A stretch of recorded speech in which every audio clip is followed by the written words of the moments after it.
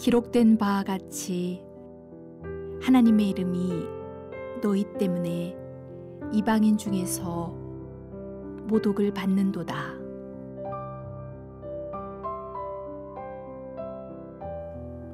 하나님의 이름이 너희 때문에 이방인 중에서 모독을 받는도다.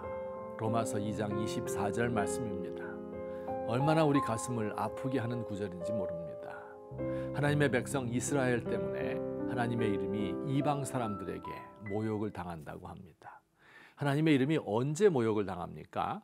예수 믿는 사람이 사업에 실패하고 자녀가 대학에 떨어지면 하나님의 이름이 모욕당합니까? 그건 우리 생각이고요.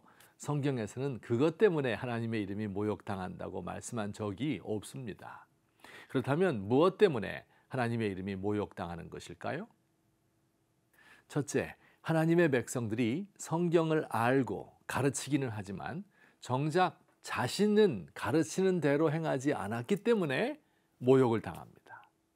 유대인들은 자랑을 입에 달고 살았습니다. 하나님은 우리의 하나님이고 우리는 하나님의 백성이다.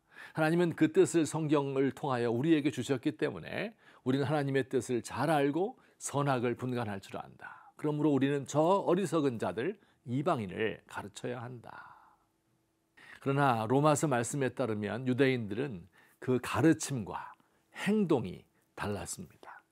그들은 다른 사람은 가르치지만 자신을 가르치지는 않았습니다. 도둑질하지 말라 선포했지만 자신들이 도둑질했습니다. 간음하지 말라 하면서 뒤로는 온갖 음탕한 일을 저질렀습니다. 우상을 가증히 여긴다 하면서 자기의 이익이 될 때는 용인하였습니다. 어떻게 하면 우리가 이런 비난을 면할 수 있을까요? 쉽습니다. 말을 많이 하고 행하지 않는 것이 문제니 그렇다면 말을 적게 하고 행함이 많으면 되겠습니다.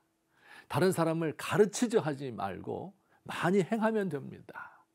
예수 믿는다고 떠들지 말고 잠잠하고 행함으로 보입시다.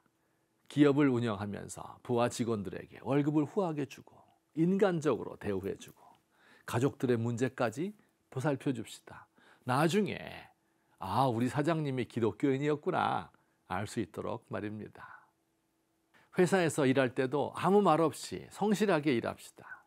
동료 직원들 가운데 어려움 만난 사람이 있으면 최선을 다하여 위로하고 도와줍시다. 학생들을 가르치는 선생님들 수업을 잘 준비하고 아이들을 사랑하고 차별하지 말고 인격적으로 대해줍시다. 예수 믿으라고 말할 필요 없습니다.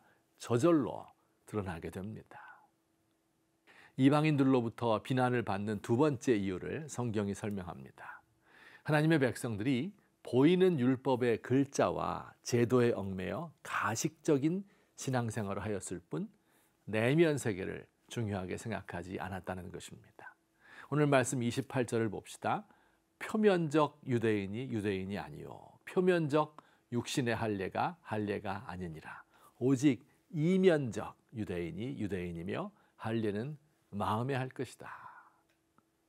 표면적인 것, 드러난 것보다 숨겨진 것, 내면을 중요하게 생각해야 합니다.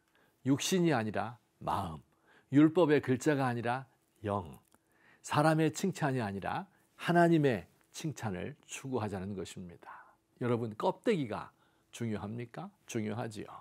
안에 있는 열매를 외부의 충격으로부터 보호해 주는 것입니다. 우리 신앙의 껍데기, 틀도 중요합니다. 그러나 정작 알맹이를 놓쳐버리면 껍데기 자체로서는 아무 의미가 없습니다. 미국의 한 인디언 마을에서 석유가 나왔습니다. 추장을 비롯한 마을 사람들 모두 부자가 되었습니다. 추장이 돈을 쓸 데가 없었는데 마침 제네럴 모터스에서 나온 신형 캐딜락을 한 대 뽑았습니다. 양쪽에 스페어 타이어를 2개씩 붙일 수 있는 최고로 크고 비싼 차입니다. 120마력이고 시속 100km까지 달릴 수 있습니다. 그런데 이상하게도 이 추장의 차는 시속 20km 이상을 달리지 못하는 것입니다. 왜일까요? 추장이 아끼던 말 2마리가 캐딜락을 끌고 가기 때문이었습니다. 이 캐딜락 안에는 말 120마리가 숨어 있는데 말입니다.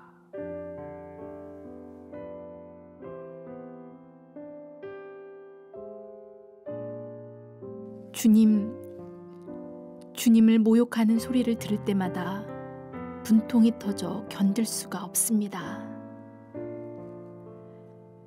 얼굴이 벌겋게 달아오르고 눈물이 솟구치고 속에서 무언가 끓어오르고 주먹이 불끈 쥐어집니다.